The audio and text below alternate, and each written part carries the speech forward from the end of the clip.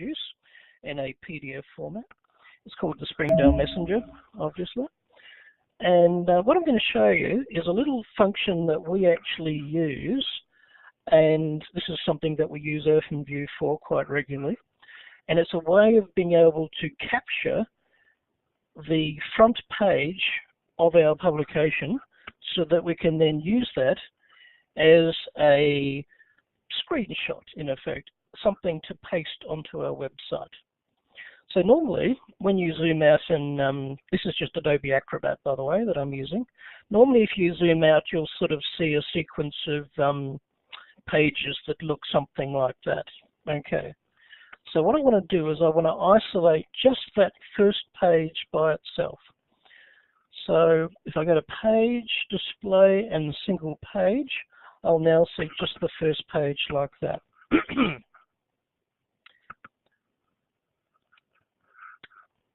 If you want to do a tick, there should be a little box under your name, and it should show a little tick and an icon under Participants for the person who asked that question.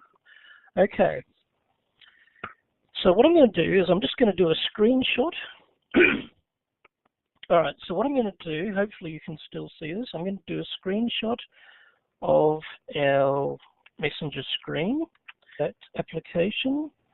And now I'm going to share OpenView again. Hold on 1 second. So I'm hoping everyone can see that on the screen there. What I've done is I've literally just taken a screen capture of the front page of our publication. Fair enough. That looks pretty good to me. Okay, so what I'm going to do, and I'll just demonstrate this. This is now a screenshot of the front page of the Messenger as seen in OpenView.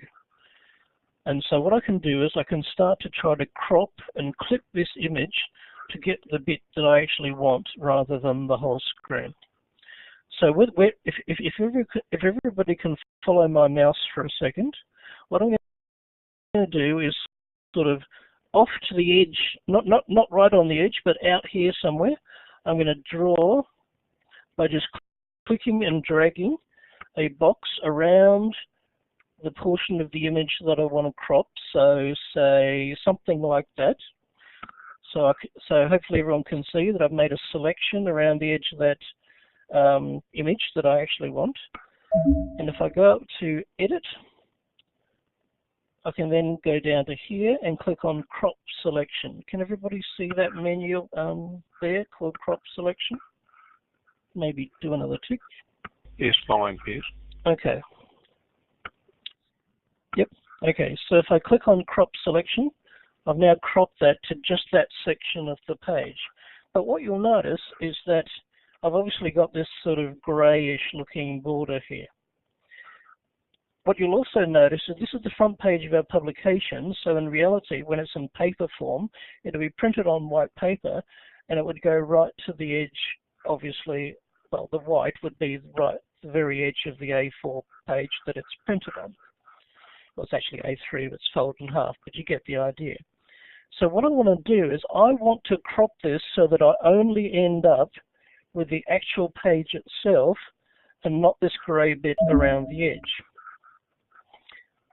Because what I'm going to do, or what I would do in reality, if I'm doing this as part of my job, is this image would eventually become the little thumbnail that I put on our website that you click on to download the Messenger. And that's just one of the features that we actually use this program for. So without selecting anything at all, so I'm not going to do another selection. By the way, if you select something and you click over here or anywhere else outside that box, it'll just deselect that bit. On the other hand, if you select in here and you click inside it, it'll actually zoom in like that. And if it's zoomed in, and you want to go back out again, you just go display mode, fit to window. Okay, so that what I did before was just view, display options, fit image to window. That's sort of a shortcut for being able to zoom all the way back out to the full size of whatever the thing is that you're working on. Because you can zoom in very easily, but it's not quite so simple to zoom back out again in this program. Okay, and you can see there's a few other things like fit to width or fit to height, but generally I would just say, play around with a few of those options and until you get one that works for you. Okay, so what we're going to do is one final step. Go to Edit, and you'll notice down here there's a thing called Auto Crop Borders. So what this is going to do is this is going to take off automatically the grey bit around the edge of this image and leave me with just the white area and obviously the photograph and other text and information inside that. So I'll just click on that now, and there's my finished image. If I just zoom out, that's the little zoom out button, so it's the sort of manual way of zooming out. You will see that I've got a nice framed image with just the right amount of white space as was intended around the edge of the image, and I didn't have to mess around too much and try to get the exact edge of the image when I was cropping it. So, okay, someone asked the question, why didn't I crop it to the edge in the first place? Well, I could have, but the problem is I'd have to be very accurate with the way that I actually select the box. So if I just undo all of those steps, and then undo that one again. Actually, no, I'll just undo it to that step there. Okay, see how I've got this image here. Now, I could go all the way around the outside of the image, and then I could resize this and get it right to that edge like so. But then, invariably, I might end up, that's a bit exaggerated, but you can see down here, I might end up sort of trimming a little bit off the bottom that I didn't actually want to trim off the bottom. So basically, yes, Keith, I can see you've got a question. What would you like to know? I just wanted to make a comment while you're there. That people, if you look up at the very top there in that blue area of the photo, you'll see clipboard, you'll see the exact size of the photo that he is cropping, right? So you can see if you ever have to make a photo that is an exact size, then this Earthen View is brilliant for that sort of stuff. But that's actually a very good point, Keith. I wasn't sure that you were actually looking that closely, but yes, that is one of the features. And if you actually look at, okay, I'll just demonstrate it as well again, just to show people. So, all right, let's zoom back out again. Now, if you keep your eye up, as Keith was mentioning, it's this bit right up here. As you resize the selection area, you will notice that right up in the top left-hand corner, it gives both the dimensions, in this case 168 by 142, and also gives the number of pixels. Why, I don't know, but it does, apparently. So there you go. And it also gives an XY coordinate. So again, if that was required, you could give an exact sort of sized image if, say, this bit here, like so, was the bit that you needed to cut to make it fit into a particular shape in a document you were making or something like that. And again, down the bottom where my mouse is, you will see that this here indicates the size of this image as it currently is, similar, and it's also other things like the scale, that it's 94% and things like that. Okay, so the reason why I'm basically demonstrating this is just to sort of show you how, and as I say, if you have a PDF file, a lot of people will try to copy a PDF file by just opening it and trying to copy what's on the screen, but sometimes they'll end up, okay, if I just repeat the process again, which I'll do like this, here we go. So this was my original image. Now you'll notice that I've zoomed in specifically so this PDF file is away from the edge here. So I've given myself that room. But one of the pitfalls that I've found, especially with copying things via the screen, is, and I'll just... The program that Piers is talking about with Earthen View is one of my favourite little programs that I've been using for years. And I often find it very useful to suddenly open a picture and to be able to cut a little bit or copy a little bit out of a picture that I want it plonked somewhere else. So it's very good for doing quick editing or changing a picture from colour to black and white, or different levels of grey, or automatically compressing the size of a photo. Very handy for those sorts of things.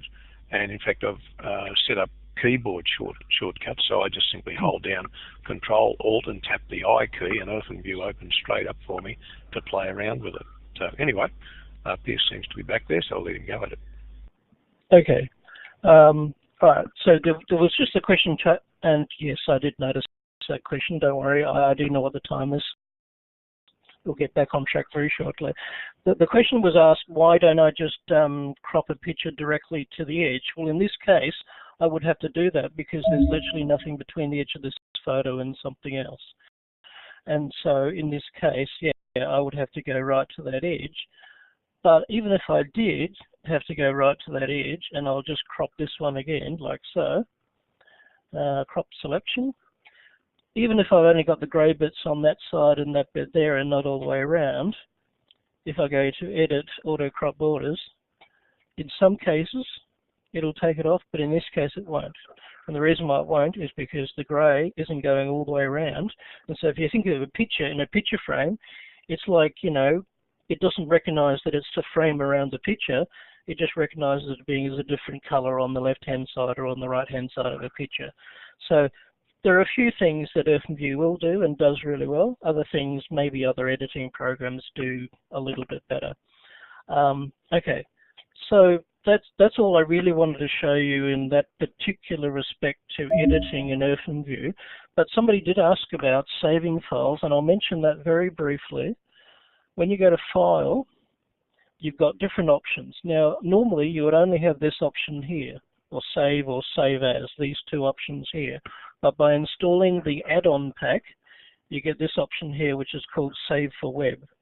And what that allows you to do is it allows you to compress the picture to a much smaller size. So you'll see here it says 940 kilobytes versus the compressed version, which would be 63 kilobytes. So if you're going to upload things onto a website and the image might be a bit too big to email, well, this program here will allow you to reduce it in size and make it a little bit less in terms of kilobyte size, in terms of something that might actually be able to be emailed and won't sort of just hang up somebody's inbox or not get sent at all, depending on the system that you actually use. So that's one rather useful feature of OpenView. The other one is, I'll have to find it now, image. Now there's one called Resize and Resample, and this is again one of these things that I won't go into too much detail about it at this stage. And again, it might be one of these things you probably want to just download and look at yourself. But there's a whole lot of little tools in here where you can either resize the image, you can scale it like so, you can change it to a percentage of its original size. You can also use particular sizes that fit in a particular shape, and it will try as best as possible to reshape that image to fit it into that sort of size. And it does a reasonable job, and that's some of the same sort of features that you might find in something like a program like Picasa. What it's also got is this thing down here. Now this is 72 dpi. That's because it's a screenshot. But if you had a photograph and you took it on your camera, it might say something like 300 dpi, 600 dpi, something like that.